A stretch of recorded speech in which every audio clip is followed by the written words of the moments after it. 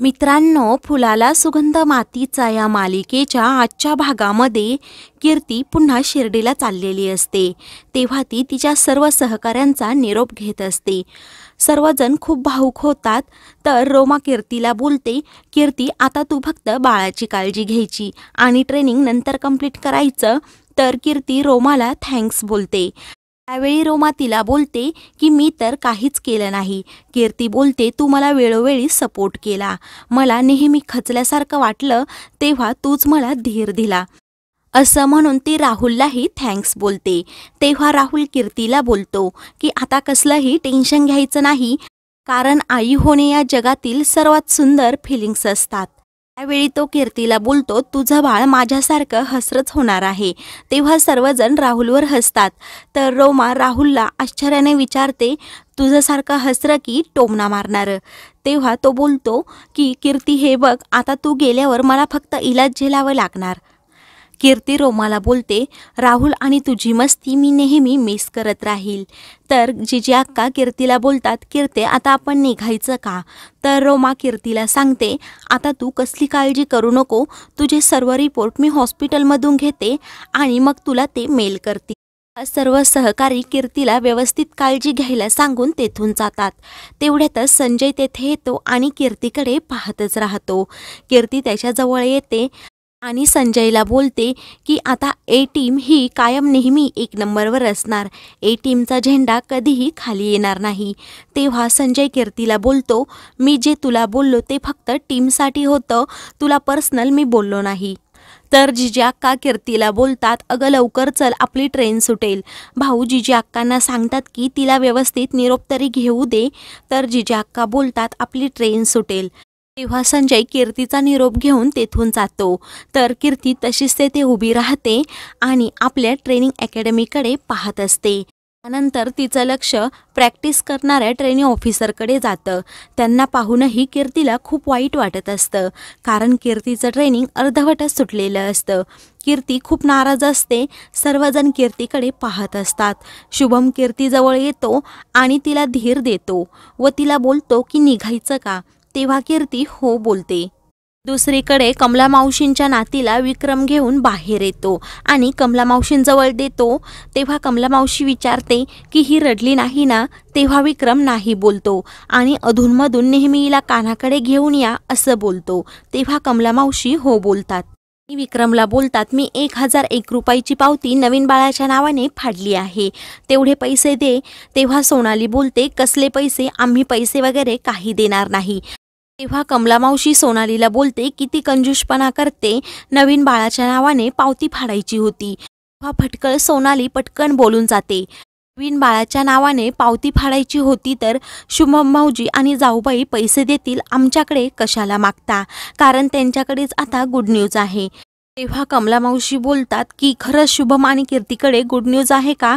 या विचाराने त्या खुश होतात। तर सोनाली लगेच विषय बदलते आणि कमला मावशींना सांगते, नवीन बाळ म्हणजे शुभम भाऊजी आणि जाऊबाईंचं नाही तर आमच्याच कानाबद्दल मी बोलत होते।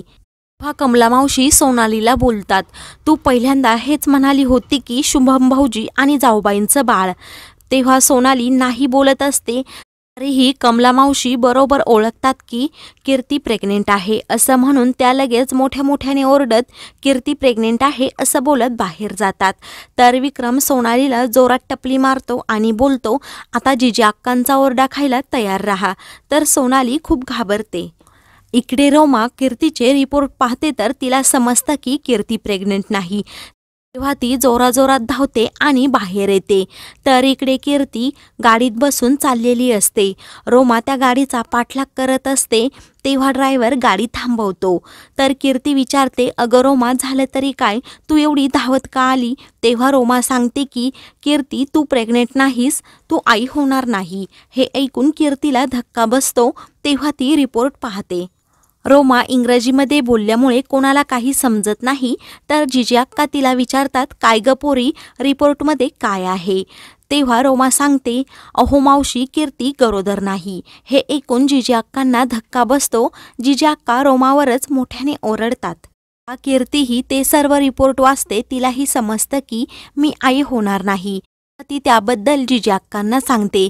जिजी अक्का बोलतात, कीर्तीने चाचणी केली होती तेव्हा ती पॉझिटिव्ह आली होती आणि आता असं काय झालं. शुभम बोलतो, परंतु आपल्याला डॉक्टरांचं ऐकावं लागेल असं म्हणून सर्वजण डॉक्टरांकडे जायला निघतात. त्यानंतर जिजी अक्का आणि कीर्ती आतमध्ये डॉक्टरांकडे येतात आणि पुन्हा रिपोर्ट दाखवतात. तर डॉक्टर जिजी अक्कांना सांगतात की तुमची सून म्हणजे कीर्ती प्रेग्नेंट नाही. हे ऐकून जिजी अक्कांना धक्का बसतो. जिजी अक्का डॉक्टरांना विचारत असतात की कीर्तीने सेल्फ टेस्ट पण केली होती, मग असं कसं काय झालं. तेव्हा चुकून झालं असेल, कधी कधी अशा पेशंटमध्ये होतं असं डॉक्टर सांगतात. तेव्हा जिजी अक्का आणि कीर्तीलाही खूप वाईट वाटतं. तर जिजी अक्का विचारतात, जर 2 चाचण्या वेगवेगळ्या सांगत असतील तर खरी कोणती मानायची.